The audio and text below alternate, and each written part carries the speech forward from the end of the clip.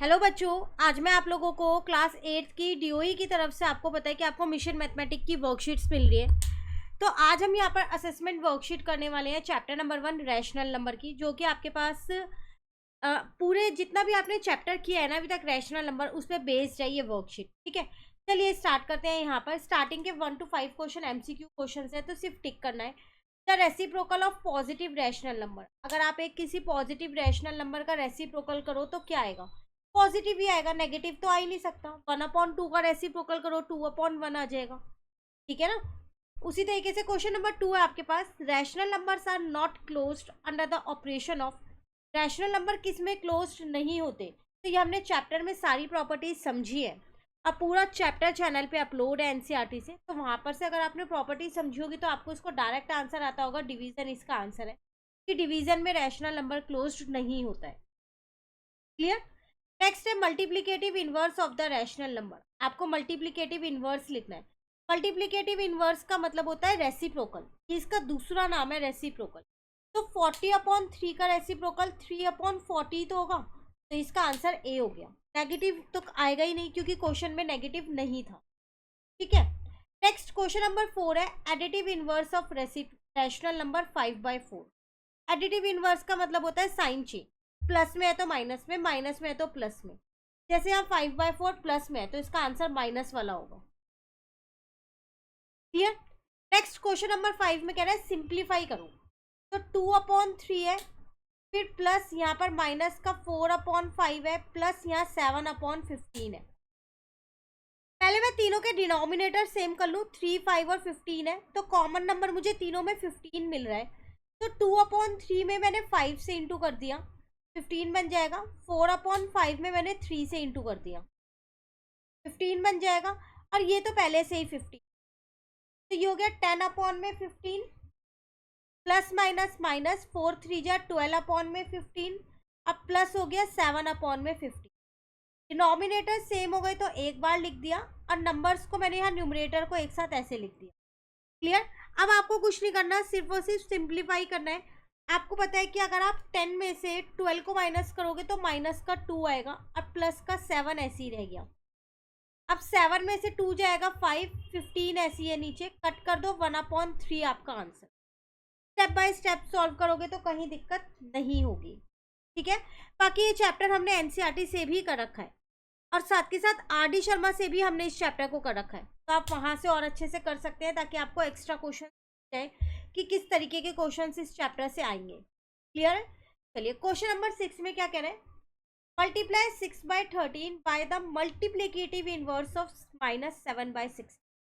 कह रहा है जो मल्टीप्लीकेटिव इनवर्स है, MI का मतलब मल्टीप्लीकेटिव इनवर्स है, तो मल्टीप्लीकेटिव इनवर्स ऑफ -7/6 का क्या होगा?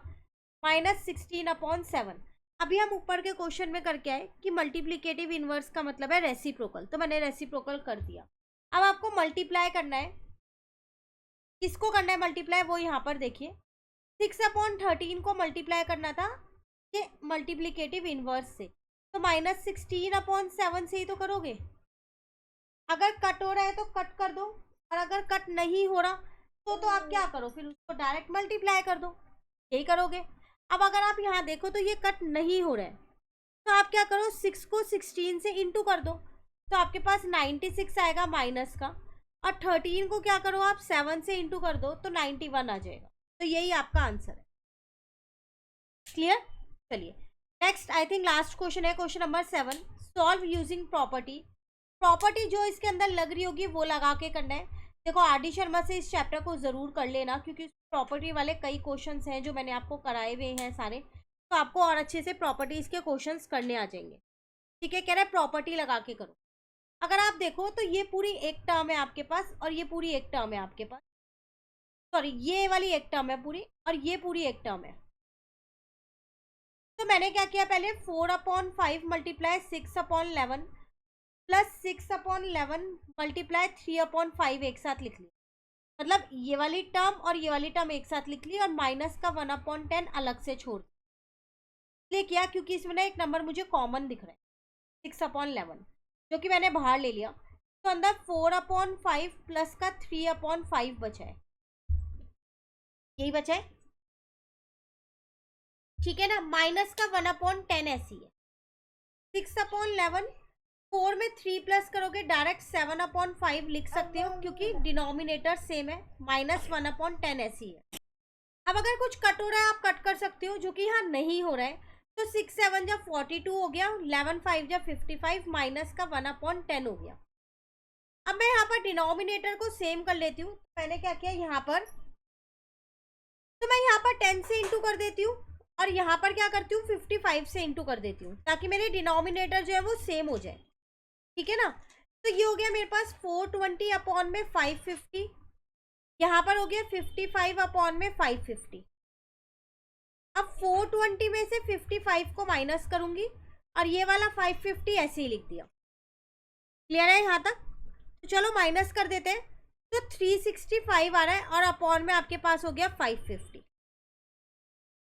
अब आप इसे 5 से कट कर सकते हो, ये 73 पे कट हो रहा है और ये 110 पे, तो फाइनल आंसर आ गया 73/110। क्लियर? तो ये थी आपके पास असेसमेंट वर्कशीट जो हमारी कंप्लीट हो गई। अब बाकी जो और चैप्टर की वर्कशीट्स आएंगी वो भी आपको इसी चैनल पे मिलेंगी, प्लस एनसीईआरटी का कोर्स तो पूरा अपलोड ही है। यहाँ पर एनसीईआरटी पूरी बुक अपलोड है, सबकी चैप्टर की सेपरेट प्लेलिस्ट बनी है। आर डी शर्मा से भी चैप्टर्स कंप्लीट है, तो आप वो भी यहाँ से कर सकते हो इस चैनल से। Thank you.